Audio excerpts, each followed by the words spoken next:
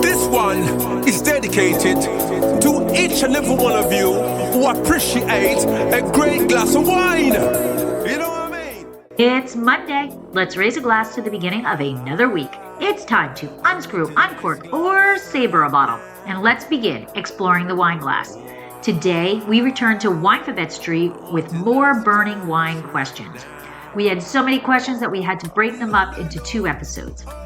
In this episode, we discuss wine and food pairings, truth about sulfites, what exactly is terroir, and many other questions. If you have any questions, I'd love to hear them. If you listen to a lot of podcasts, you know that many ask for Patreon. We do not plan on doing this, but we do ask you to support the podcast by leaving a review. It takes only a few seconds of your time, but means so much to the show. The next best way to support Exploring the Wine Glass is to tell your friends. If you enjoy the podcast, your wine-loving friends will too. And don't forget to head over to the website, exploringthewineglass.com, to read the blog, sign up for the newsletter, and keep up with all things. Slancha! Hey everybody, I'm Lori Budd, a UC Davis winemaking program, Spanish wine scholar, sommelier service, champagne and Côte d'Aron specialist, and a WSET Level 2 graduate. You can find Exploring the Wine Glass on all the socials, as well as your favorite podcast catchers. If you haven't subscribed yet, now's the perfect time to swipe, subscribe, rate, and review. Stay in the know about all things wine by visiting my website, exploringthewineglass.com. I promise I'll never tell you what to drink, but I'll always share what's in my glass. All right. Hey. Hey, hello. How is everybody today? How are you, Deb? I am doing wonderful. How are you? I am good. Good. I am excited to be drinking. That's for sure. Me too. I had to wait till 9 o'clock to pour a glass. No, I'm so sorry. And you know what? I didn't even go into the tasting room. So it was killing me. I'm so sorry. But we have our wine in glass. So let's raise a clink clink slancha. Yeah. What's in your glass? So I am drinking our not yet bottled and partially blended, notice it's empty, Cinnabari for 2022. Nice. So we are bottling on the 25th. So we did our blending, and this is the blend, but on a small scale. We haven't put the master blend together. We haven't put the barrels together. I know what you're saying. Yeah, so this is it. So this is our 2022 Cinnabari. What's in your glass? This is an Oregon Pinot Noir, and the bottle's downstairs because I had to share it with Paul. Oh, dang, 2019. 2019. Yeah. Wow. I didn't bring it up. So well, we are back on Winephabet Street, and we had so many questions to answer last month that we extended it to a part 2. And this is actually the very first time we've done a twofer. I know. Part 2. Part 2 of Q is for questions. So I'm going to get to Elmo right away. How does that sound? I'm sorry, what? I'm going to get to Elmo right away. Yes. So we Let Elmo roll. Let Elmo roll.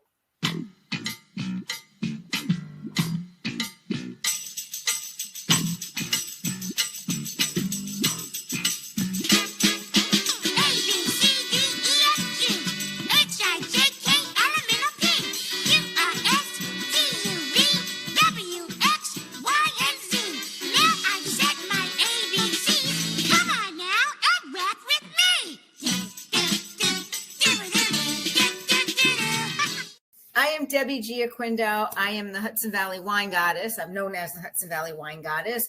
I'm a certified specialist of wine, a wine location specialist in port and champagne, and a certified sherry wine specialist. I'm author of the book, Tapping the Hudson Valley, Day Trips and Weekend Itineraries, traveling throughout the Hudson Valley wine region. I'm chairperson for the Hudson Valley Wine Spirit Cider Competition, which is the Saturday after Labor Day at the Hudson Valley Wine Festival. And did I do Tapping the Hudson Valley? I did that. Author of Tapping the Hudson Valley. Yep. And I'm partner in a restaurant called Trio North Wildwood, which is located in North Wildwood, New Jersey.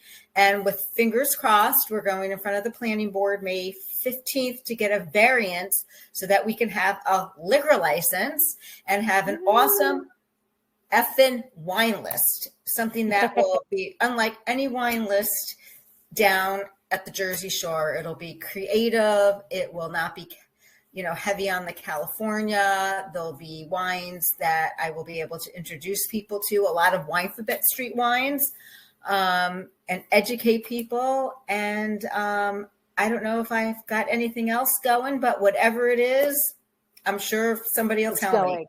And it's going. Yes. Well, I am Lori Bud. My husband and I own Dracaena Wines in Paso Robles.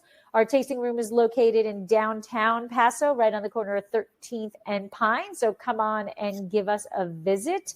I am also exploring the wine glass. So we are a wine educator, a Spanish wine scholar, WSET level 2, champagne specialist, Cote d'Aron specialist.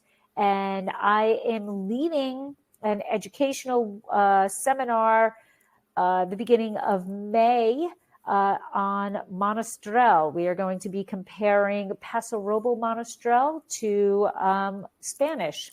So let's get started with our questions. All right. And I don't know, I'm going to switch this over to the attendees and chat. So we have one person. So hello, whoever is visiting at the moment. And please feel free to add your questions in. And if anybody else joins in, please feel free to put those questions in the chat. But our first question of tonight is, what makes a wine complex? And I think this is a funny question because people are like, oh, is this a complex wine? What makes it, if you think it's complex, it's complex. I'm just going back to that, right? I agree. I personally think it's a wine with power. It's something that's strong. It's robust. It's got layers. It's got textures. Right. So now, I don't necessarily agree with the robust, because I think you can have a complex wine that is elegant, that is silky, right?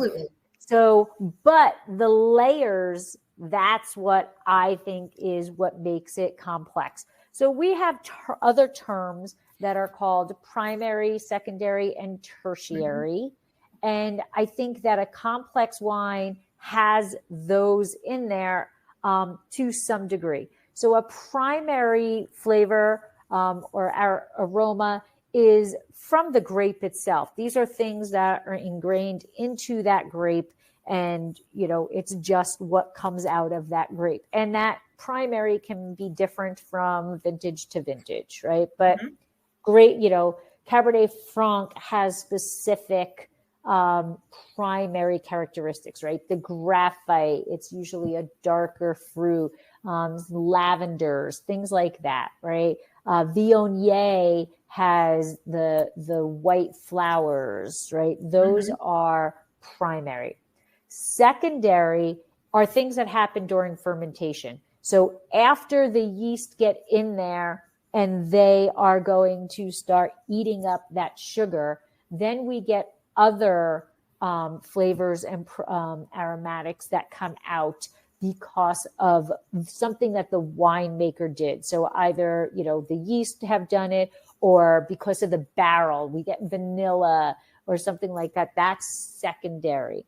And then finally, the tertiary, that's kind of as the wine ages. Those are things that come in as the wine ages. And all of these come in and they create a mouthfeel or a finish, all of those types of things. So I think, a complex wine is able to evolve through. You're going to have those primary, those secondaries, and then as time ages, you get some of that tertiary. It evolves. The wine is constantly evolving. And when I say the wine is constantly evolving, it's as it airs, as you leave it open, as it sits in the decanter, your first sip is not going to taste the same as your last sip. Right. Absolutely. And that is so true. And, and a whole other, I don't think we have this question, but the temperature, or we might have done it earlier. The temperature, right? If it's something is too cold, you're not letting it express it. You're not letting that wine express itself the way it should be or the way it wants to be. So, but absolutely, if you pour a wine into a glass, that very first sip is going to be very different than if you're taking your time and, enjoying that wine, not just chugging it back. And then, a lot of times, and, we'll have a bottle and no, we didn't open it beforehand. So, because we didn't know what we wanted to drink, and we'll have the first glass and you sit and talk. And by the time you get to the last glass, it evolves so good. And it's like, wow, this is great. And it's like, there's nothing left. Right. You're like, oh, like, do we have a second bottle? We got to write a note, Right. Make sure we put this in the decanter or open it. A lot of times also if you know that your wine can be a complex wine, open it 40 minutes before you're gonna serve it. That's also, something that you can do. But right, absolutely. In my house, a lot of times I don't know what we're drinking until we just pull it and open it. Exactly. Oh, wait, go get that decanter, or That's when you do the double decant. You just pour it in and plop it back in. Yeah. So, but Patty's here. Hi, Patty. Do you miss me, Patty? I was in Cabo with Patty. Oh, okay. Lucky you guys. And she's still talking to me after 6 days with me. So she showed up. I love you, Patty. All right. We'll move on to the next one. Next question is there a foolproof method for pairing wine with food? Well, everybody's palates are different. But what I like to say is a lot of times what goes together grows together. Mm-hmm. So if you're drinking a Spanish wine, you might be having some manchego cheese, or you might have cooked up a Spanish dish, whether it's white or red, that pairs well. So what grows together goes together. But on the flip side, when you just don't, you're just pulling a bottle and you've got, whatever it is on your plate that you've made for dinner, you can do something that complements your wines and something that contrasts it. Mm-hmm. But there's really, it's up to you, and it's all subjective, when you, complement it, you look for the same flavors, like, say you're having a buttery lobster tail, you might want to have a buttery shard, that's, and contrast, fried high food. acid, right? I was going to say fried food with a high acid wine, an Albarino or sparkling wine with, fried calamari, champagne with oysters, things like that. So it's really, experiment, you can have a high acid. The high acid will definitely cut down with the buttery lobster, which would be great. That's where you cut have through all of that fat contrast, but yet the buttery Chardonnay will really expand that butter flavor, make it pop in your mouth. And if that's something you like, that might be something where you might want to go with that. So it's really, there's no foolproof method. There's no laws that says you have to drink this with that. And a lot of times you might be really pleasantly surprised and with what you're eating and what you chose to drink on how well it goes together and how it might change the taste of the wine and explode on certain flavors, or vice versa with the food as well, or just be a total like explosion of wonderful things in your mouth. Yeah.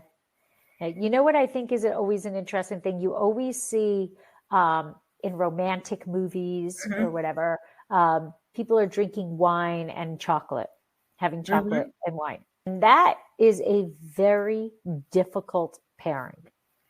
It is. That is a difficult pairing. It is not easy to get the right chocolate with the right wine. But it's everywhere over TV. Yeah, because the milk chocolate, the dark chocolate, and the different levels of dark chocolate are all vary with how much cocoa, how pure the cocoa is, all of that type of stuff. Yeah. And it could be bitter, and then you're going to drink a cab, and it's going to make the chocolate more bitter. Oh, yeah. Yeah. And those tannins will just come on out. Yes. Yeah, it's not going to be good. Yeah. I had a couple of years ago, I was flying on Valentine's Day, and I went into the United Club, and the rare moment they were doing anything for free in the United Club, they had a chocolate and sparkling pairing. How'd that go? They did a really good job. It was 3, although I kind of think that's cheating, because sparkling kind of goes with almost anything. But again, chocolate is a tough one. But they did a pretty good job of the pairing. They had, like a little piece of chocolate, and then you had 3 little sips and a half of 3 different sparklings. But I think sparkling is one of the go-to, like if I don't know what to pair with it, just throw sparkling at it. Yeah. Yep. And it doesn't have to be champagne. Oh, no. When you think sparkling, it can be, a sparkling wine made in the USA. It could be cava. Yeah. I'm hooked on cava. And I really enjoy a cava. Yeah. I enjoy champagne too. Don't get me wrong. But cava is like, to me, more of an everyday sparkling wine. Yeah. Because of the way it's priced. Right. Absolutely. You can get some very, very reasonably priced cavas. Yeah. Well, complete sidebar, champagne, Palmeraie, right? Love their champagne. And they have a California champagne. Yep. They have a California sparkling. And when I see that, I will take that all of the time, because it is spectacular. And it really is, it is champagne. It's just made in California, but it's champagne because it's the same cellar master. So yeah, they have, they're in different parts of the world. I was at a seminar last year. Oh yeah? Yeah. They're wonderful. That's where we should go, Deb. We should add that to our list of. We got to start going soon. I'm not getting any younger. My days are numbered. I know. And so I had people in the tasting room a couple of weeks ago that had gone to France, and they were winging it. And they were trying to go to another champagne house that shall remain nameless, but and they couldn't get in there. So they accidentally came upon Palmeraie. Oh. And I was like, oh my God, what a happy accident. And they're like, it was wonderful. It was wonderful, So yeah, they are by far one of my favorites. And they are moderately priced, and not, again, we're off of the topic of the questions, but there is expensive champagne out there, and there is not so expensive champagne. So. And it's good. You just got to know what to buy. Right. Grow your champagne. Yes. But that's a topic for another episode. Yes. All right. So next up we have, why do some wines give me a headache, and how can I avoid it? This one I absolutely love, because the number one thing that comes out of people's mouths is, I cannot drink red wine because of the sulfites. The sulfites give me headache. And To me, that is nails on a chalkboard, because that same person, I was like, well, I'm trying to explain it's not sulfites that are causing your headache. It could be alcohol, right? So, we have a tendency to have higher alcohol wines, and then alcohol is a dehydration. So dehydration causes headaches, but it's not the sulfites, because I say to them, I'm like, they're like, well, I can only drink white wine because of this, red wine and the sulfites. Well, I'm sorry, people, white wine has more sulfites than red wine has. So that proves it's not the sulfites. And the sulfite, that's not totally right, Pat. I like that. Yes, don't drink the whole bottle by yourself. Yes. But white wine has more sulfites than red wine. And it is shown that there are people in our population that are allergic to sulfites, but it is deemed down to mostly people who have asthma, and 1% of the people who have asthma have an actual allergic reaction to sulfites. So that headache is not from sulfites, it's from the alcohol or dehydration. And dehydration. Right. Mm-hmm. Or those people who are picking those bottles that taste exactly the same vintage after vintage. You got to think about that. How can I make a wine that tastes exactly the same every vintage when Mother Nature is not the same every vintage? Something has to be being put in that wine to make it the same. And that may have something to it.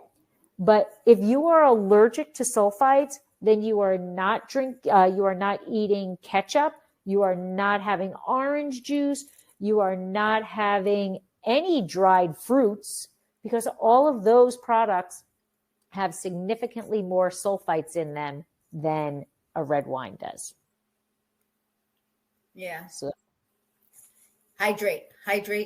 The rule is 1 glass of wine, 1 glass of water. Mm-hmm. And I don't know how many people actually follow that suit. And it doesn't work when you just try to catch up at the end, chugging a gallon. I got my water. There you go. Yeah. So yeah. So that is the headache. It is probably more to do with the high alcohol, the dehydration, or you're drinking a wine that's got some other stuff in it to, make it the same vintage after vintage. Yes. So, alrighty. So our next question is, how important is the region or terroir when choosing a wine? Well, that's a really good question, because it really depends on what you're looking for.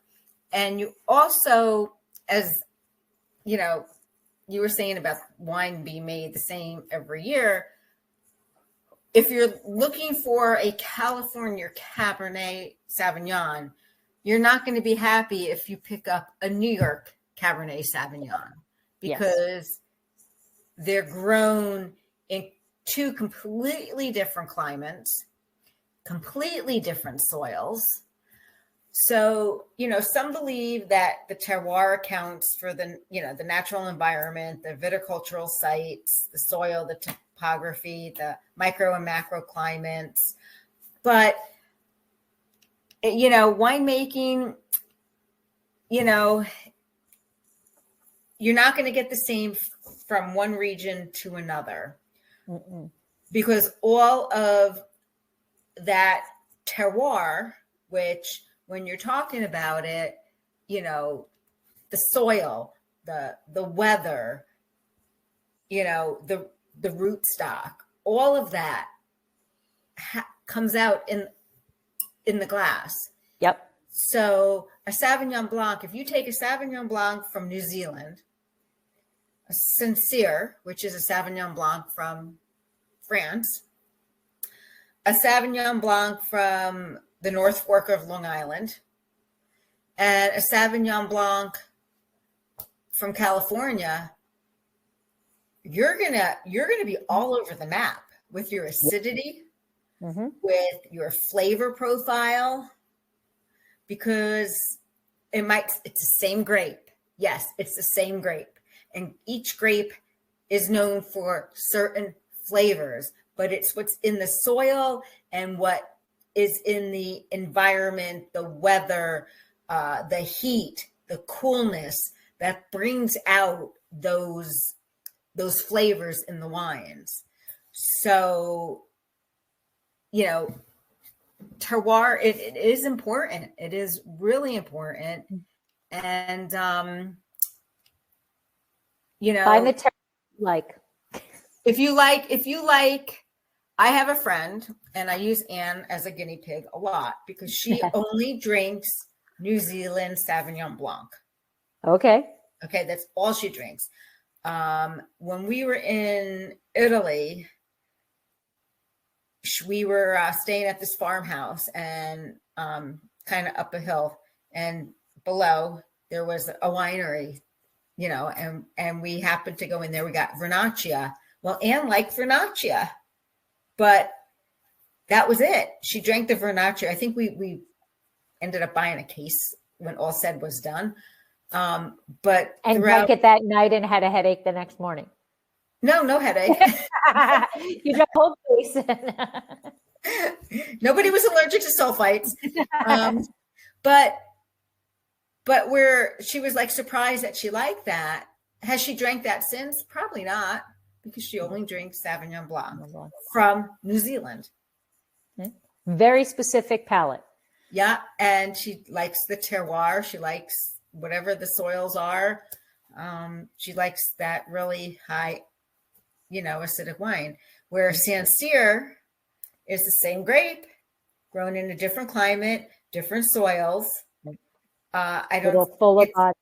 It's got acidity, but it's not that acidity that's gonna rub, the enamel off your teeth. So, find the wines that you like, no judgment, and stick to it, and experiment a little too. Yeah. What I had interviewed Nick Goldschmidt of Goldschmidt Vineyards, and he had the perfect, because there is a very long, elaborate definition of terroir. But his definition of terroir is all of the shit that I can't put my hands on. Yep. And even in like a vineyard, you have within a vineyard, you can have all these different climates, microclimates. One row might have this and might be on a certain soil bed with, clay soil, and another one might be more granite soil, and, and it might be a little higher, so it's cooler up there. So it's pretty amazing though, how all of this put together, affects the grapes. And then you get the wind, and if you're by a body of water or the ocean or the fog coming in, that affects everything. So Yep. Absolutely. It's kind of complex. Yes. All right. So this is a question that says, what makes a Chardonnay buttery? Now, first, it does seem to always be Chardonnay, but really what makes that buttery flavor is what is occurring because of malolactic fermentation, which is a secondary fermentation. And so the grape itself has a lot of, there's a lot of acids in there, and those acids change as it ripens and everything. And so when we harvest, there's quite a bit of malic acid in the grape. And if the wine goes through malolactic fermentation, basically what is happening is that the malic acid is being converted into lactic acid. And malic acid, which personally I absolutely adore, is that green apple flavor. It's a little bit more tart, right? Lactic acid, and it is the same exact lactic acid that you get in your muscles when you feel that burn, when you are, when you're working out and your muscles start to burn. That is lactic acid. And it's the same exact lactic acid, but what that does is it converts that tart green apple into more of a creamy, buttery flavor, right? It's the diacetyl. It's creating diacetyl, and that diacetyl is what gives us that buttery flavor. I think of it as milk, like the lactic acid with milk. Right. It's Absolutely. creamy, it's buttery, it's soft on the palate. Right. Absolutely. So where malic acid is a little bit more like, Anne would probably like malic acid better than lactic acid. Right? Absolutely. Right.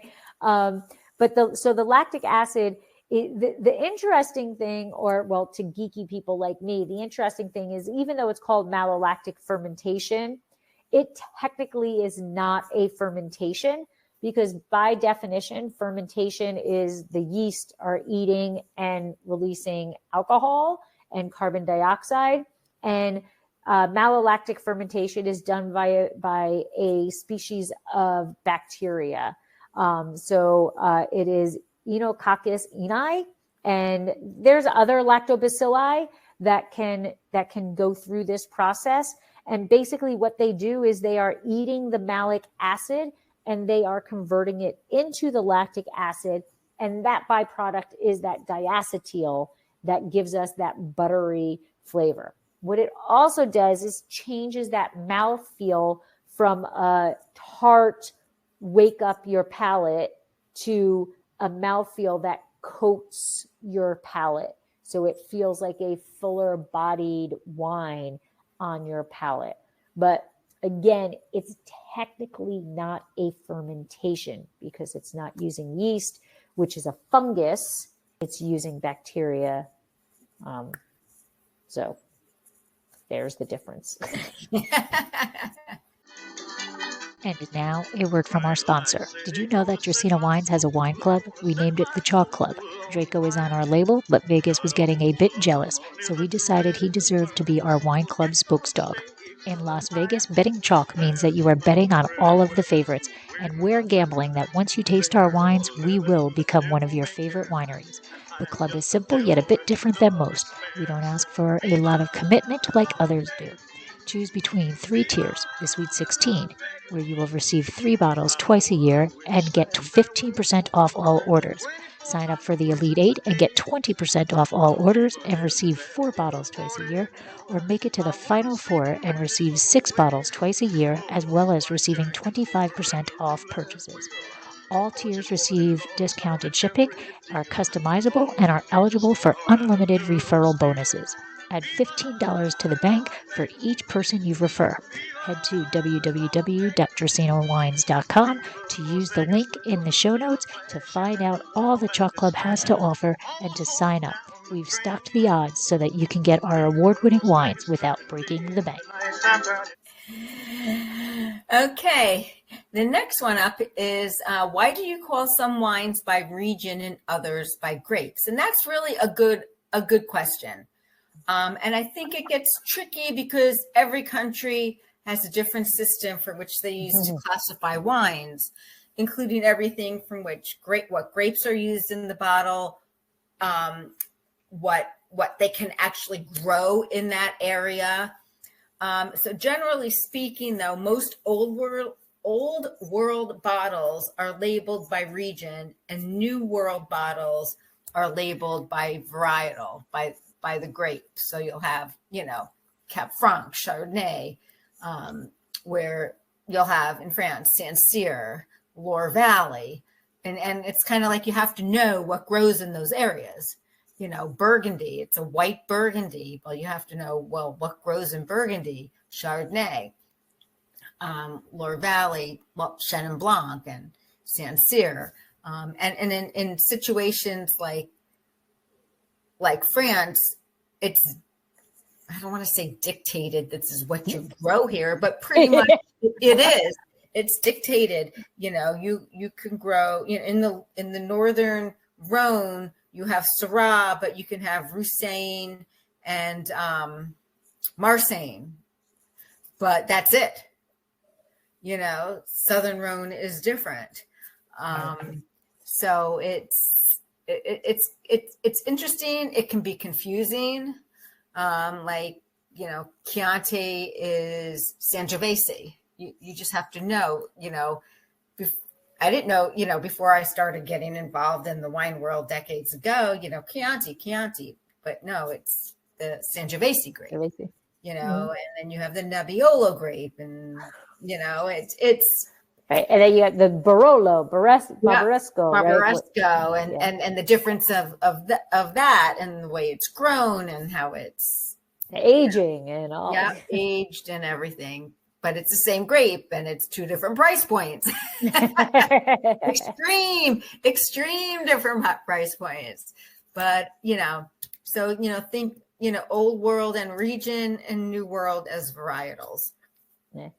I always think of it as I try to explain it to people that, and this probably isn't 100% correct, but it grasps the concept, is old world has always been about that terroir, right? It's always been about the region, the soil. So they're naming their stuff for that.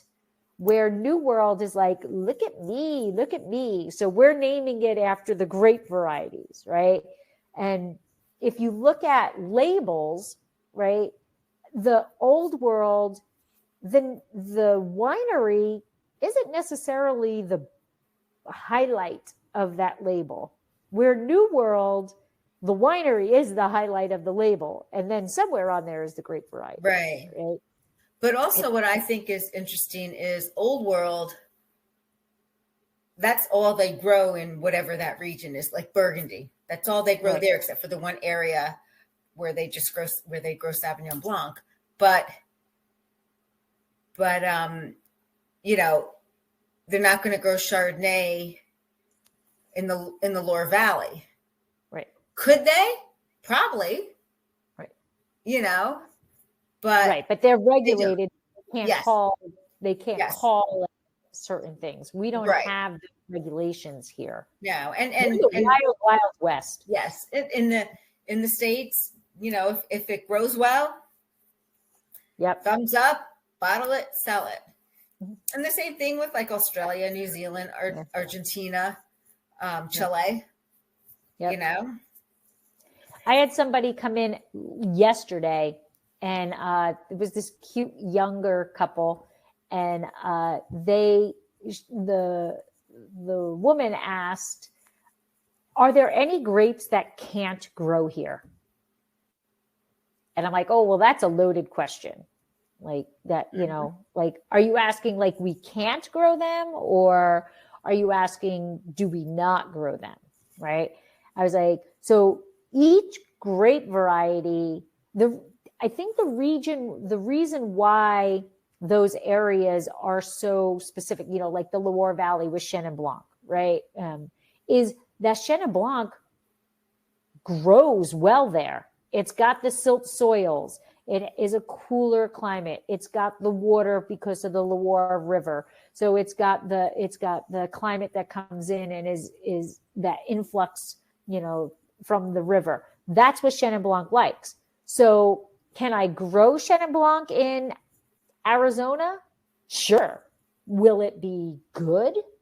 That's a whole different story, right? And I think in the old world, they know what they grow well, and now we're dictating this is all you can grow if you want to use our AOC or DOC or whatever, whatever it is. The different crudes.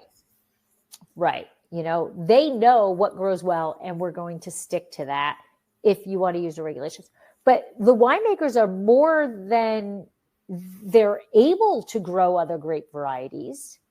They just can't label them because they're not the grapes from that area. Yeah. Right.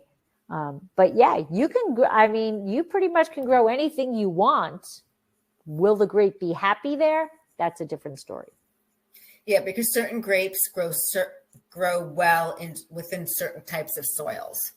Right. So if they don't have those types of soils, they're not getting the nutrients for them to be the best that they can be. It can be.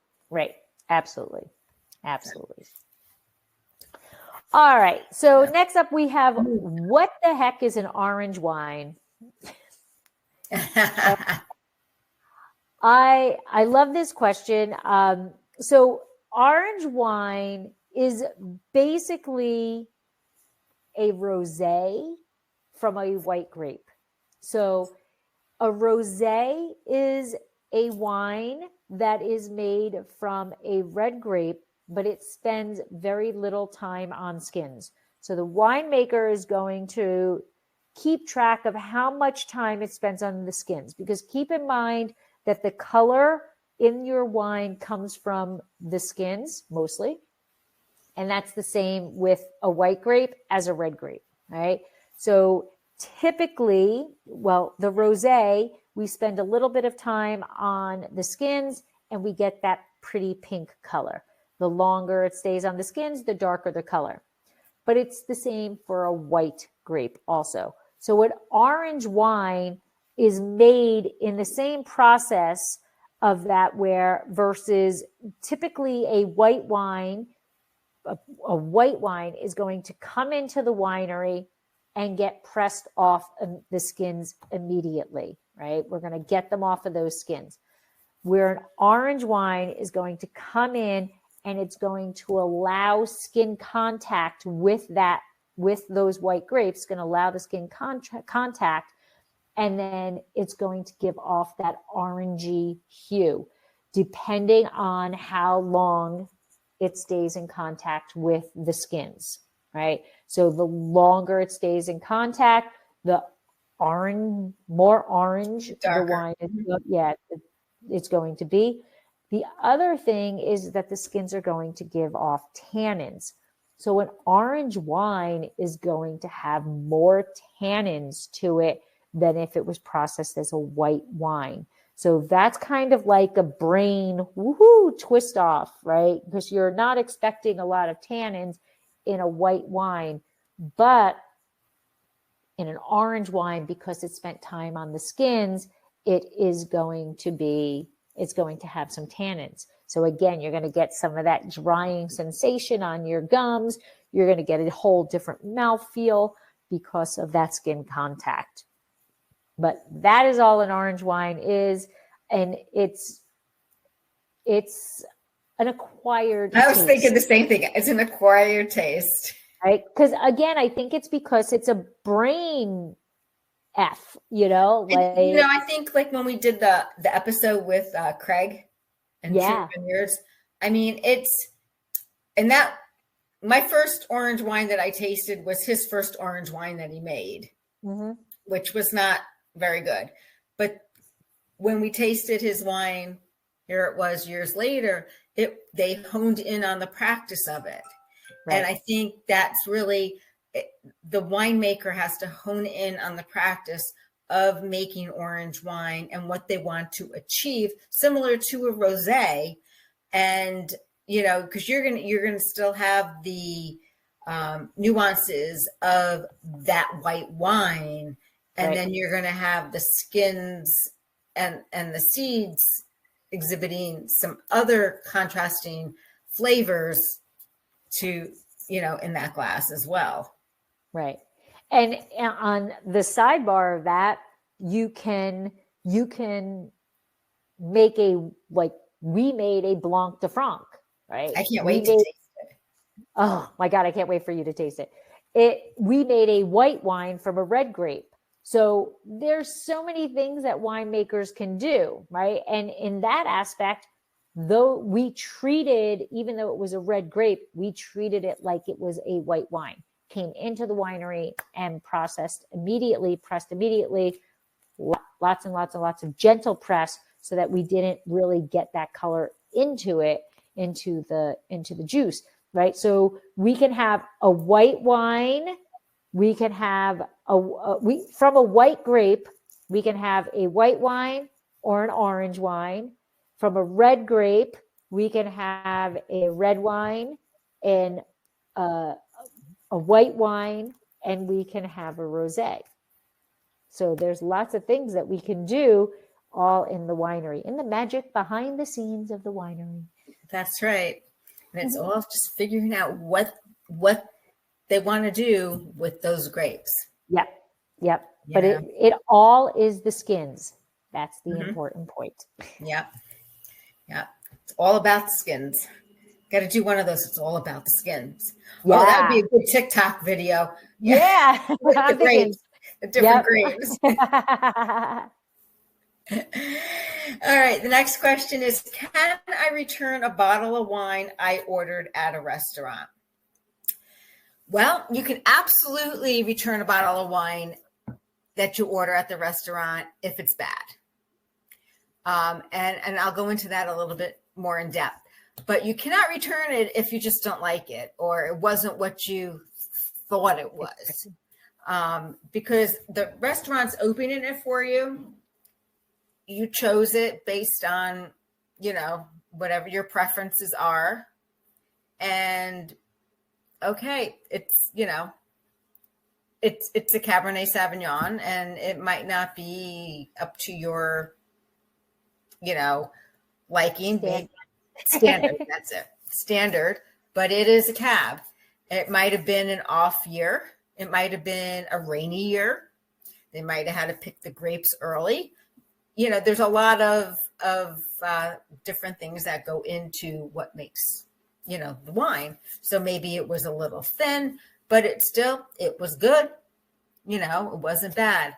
But if you get a wine that is faulted, and this happened to me a while ago, the first time I actually sent a wine back, we're at this restaurant. I can't even remember the name of it, but it was like halfway between Poughkeepsie and Pauline. I think it was Pauline. But anyway, and the wine was it was faulted. It was, whether the bottle or the case was next to a heater or whatever. Oh, wow. And they, it was bad. And I sent it back and they gave me a really, really hard time, really pissed me off. And then at the end of the evening, the server gave me a hard time. The owner gave me a hard time at the end of the evening. Wow. Yeah. At the end of the evening, the server came up and said the bartender tasted it and it was off. It was bad. So the owner gave you a hard time, but the bartender was like, yeah, she's right. I'm like, I'm not sending this back because I don't like it. I'm sending this back because it's cooked. Give me another bottle of the same wine. Exactly. Like I said, it could have been like stored next to a heater. Something could have happened to it within processing, because it can, the cork might not have gone in right. Yeah. It could have been, it wasn't cork taint. Maybe it was cork taint. This was so long ago, I couldn't tell you, but it was just bad. But, there has to be a major, major fault. Does it taste like wet dog, cardboard? You can smell it. Is it just completely oxidized? Yeah. Is it vinegar, nail polish remover? Right. These are all things that you want to, think about if the wine is bad. But if it's not what you thought it was, sorry, put the cork in it, take it home with you and order another bottle of wine. Mm-hmm. Take it home and cook with it. Yeah. I was in New York. I think I've only turned back or given back like maybe 2 bottles. And there's been plenty of bottles that I've ordered that I'm like, oh, I'm not a big fan of this. But that's I'm trying a new wine. Right. Yeah. Right. And what I want to say is also, don't be afraid. Don't be afraid to bring to. It is nerve-wracking. It's nerve-wracking to say, you know what? I don't like this wine. Yeah. There's something wrong with this wine. There's something wrong with this wine. It's, don't be afraid to. And also, on the flip side, if you bring home a bottle from the liquor store or the wine store, depending on wherever you are, and the wine is bad, put the cork in it, and take it back to the liquor store. Mhm. Don't dump it and go back with an empty bottle and say this wine was bad. Put the cork in it and take it back to the liquor store, with your receipt and say, look, I bought this here and I just opened it and it was bad. And a good liquor store will take it back. Absolutely. And one step further, as a winery, if you get a corked wine or you get a wine that something is wrong with it, I want you to tell me that. And I will be more than happy to replace that wine. I will ask you, well, what exactly was wrong? And that's not that I'm questioning that you're lying. It's for knowledge for me. Right. Because you need to know what happened to that what happened. Right. And is there other bottles in that harvest, in that lot? Right. Exactly. That might be bad. Exactly. And I opened a case of one of our wines in the tasting room, and on the top of like the capsule, which is one reason why we're going naked. We are now naked, no more capsules with this. Okay. We started with last vintage, but this vintage, on the top of the capsule, I could see red. Mm-hmm. And I was like, huh. So I pulled the capsule off and the cork was red. So it was in a case. It's the only bottle in that case that happened to, but that's a defective cork. It didn't either. It didn't go in right, or there was something wrong with that cork. I don't know what caused that, but that's a bad bottle. And I'm actually saving it because Mike is traveling. So we're going to taste it as learning experience. But that wine, like, oh my God, if you get that wine, if I didn't catch that and I gave you that wine, I absolutely want you to tell me about that, because I'm going to replace that wine for you, because I don't want you to think that that's my wine. Right. Right. And then one of the times I returned a bottle was in New York. We were in the city and I ordered a Côte d'Aron because I didn't recognize any of the wineries that were on this wine list. And I'm, when that happens, I just go Côte d'Aron because I think it's always a very good value wine. And I tasted it and it was corked. It was so corked. It wasn't even funny. And so I called the server over and I said, I'm sorry, this wine is corked. And he did the same thing. He gave me a hard time. Mm-hmm. And I'm like, we didn't drink any of it. Like I poured it into my glass and I smelled it and it's corked. The bottle is full. And he gave me a hard time. And I was like, just give me, it's not like I don't like the wine. Just give me another bottle.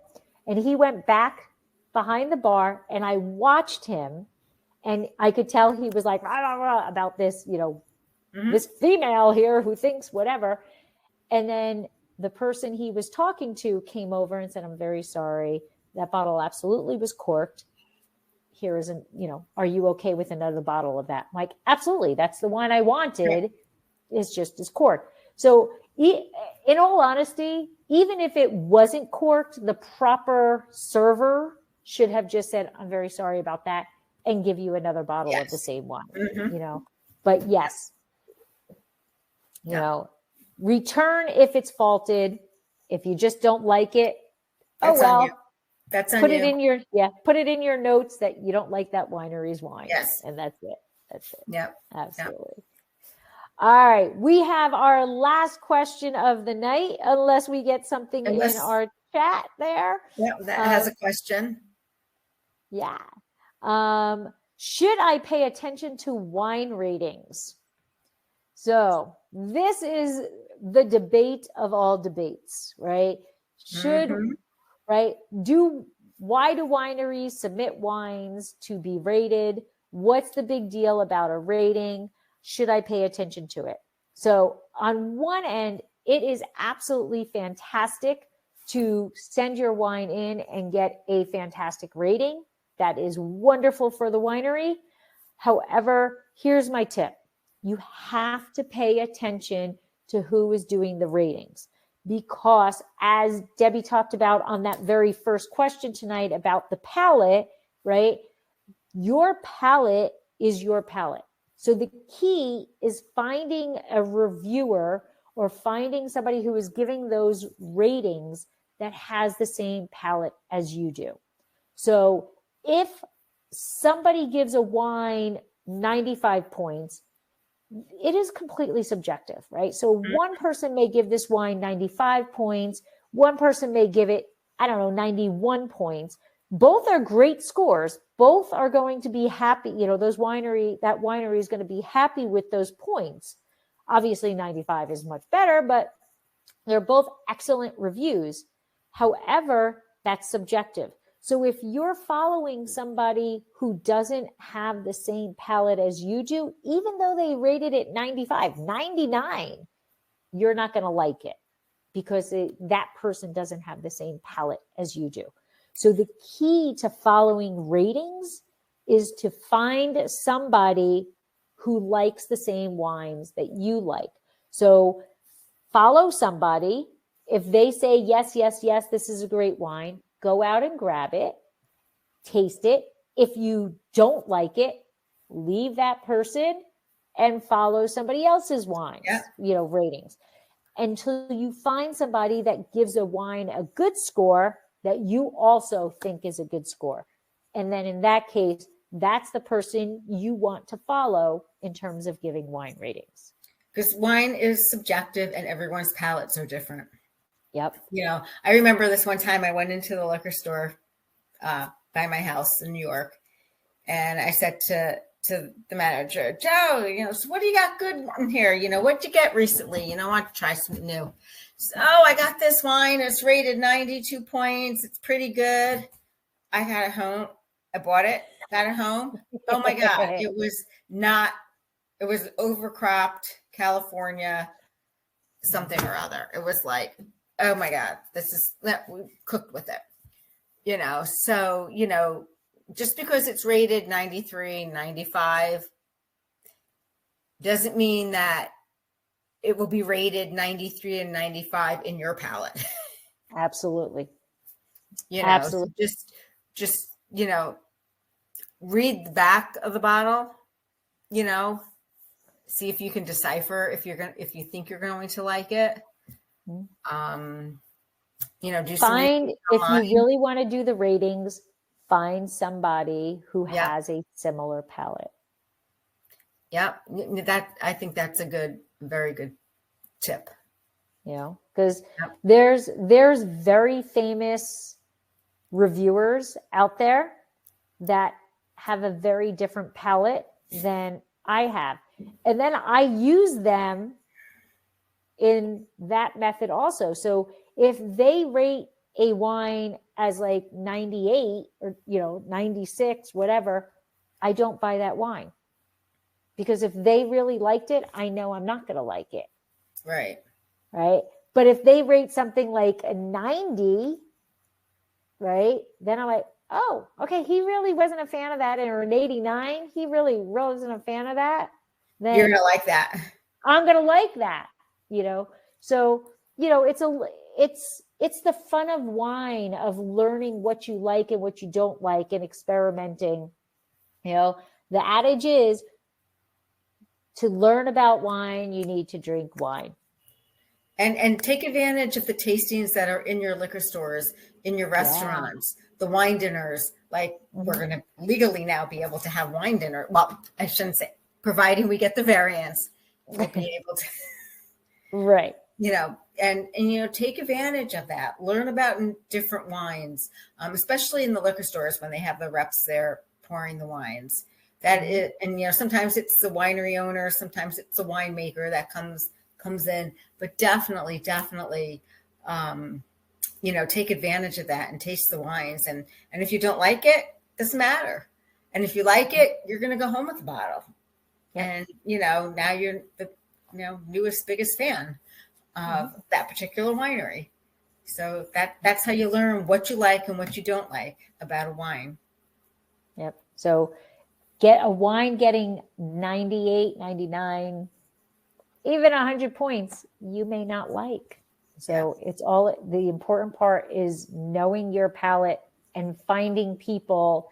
And it doesn't need to be a paid reviewer. Maybe you find a wine blogger that has that same palate that you have. Mm-hmm. That's all that matters. So yeah, I know I've had people that have, you know, bought wines based on what I have written and have loved them. So right.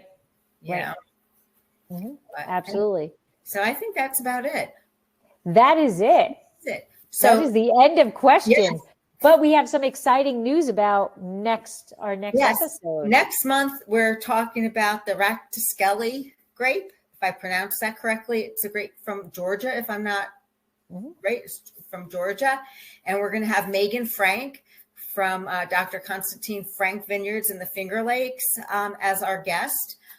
We're not quite sure what day we're going to have it. We have to make sure all our schedules jive on the day. But she's going to be talking about the grape, and her great-grandfather brought it to the Finger Lakes and planted it. And it's going to be a really, really great episode. She's really excited about joining us. She said it's an honor for her to be on our show. So I was just like, no, I think it's an honor for you to be on the, for you to come. To have you to come, yeah. So I'm really excited that she, is going to come and be on the show.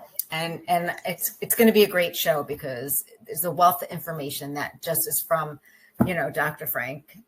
Yep. And so just pay attention to the social media, pay attention. Debbie will be sending out the newsletter. Pay attention to all of that stuff to find out the exact date. We apologize that we're a bit jumpy of what day and what time we're kind of doing this. But life is getting in the way with a lot of things. And we're trying restaurant, winery, all kinds of stuff. But, we should have a date probably by next week. Absolutely. So I did save a little bit.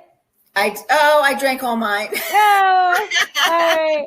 Fake clink. All right. Take care, guys. We'll see everybody next month. Bye-bye. Bye. Special, very, very special. This has been another episode of Exploring the Wine Glass. Thanks for listening. If you have suggestions on what topics you would like me to discuss, please reach out on social media. You can find me on Twitter, Instagram, and Facebook as Exploring the Wine Glass. I am also on LinkedIn as Lori Hoyt Budd. Of course, you can always email me at exploringthewineglass@gmail.com and sign up for my newsletter at exploringthewineglass.com. If you enjoyed what you heard, please rate, review, and subscribe to help others find me more easily. And most importantly, tell your wine-loving friends, because if you like the podcast, they will too. Podcast music is Wine by Kevins. Until next week, slancha. No, never let you walk. I want a nice glass right now.